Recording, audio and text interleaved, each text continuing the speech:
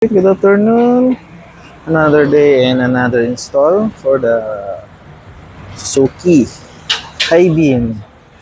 So, sa low beam ni sir is built-in. So, high-beam tayo. Kia Soda High-Beam HB3. 6,000 Kelvin. So, papaalay lang si sir sa fog light. Sa low beam. So,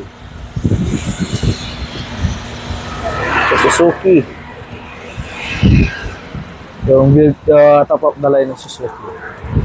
Then, sa kabila natin, meron tayong i-installan na Honda City. Honda City. Ayan, nagsa-side by side test tayo. So, ito yung stock. And yun yung low beam ng Kia Soda. So, ayan.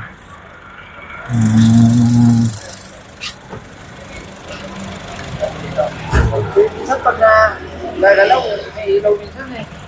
Sa park. Honda City. So, low beam is H11. Then high beam HB3. So, sa low beam lang si sir. Sa loob. Power. Walang power. Okay. Oh.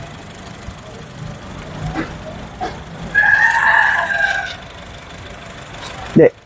20 amperes.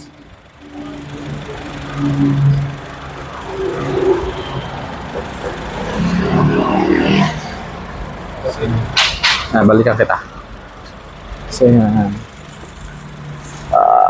For low beam.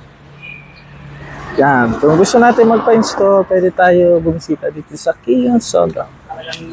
Ayan. So, dalawang unit tayo ngayon. So, ito, tapos na. Sa mga gustong bumisita, punta lang tayo dito sa Kia Soda.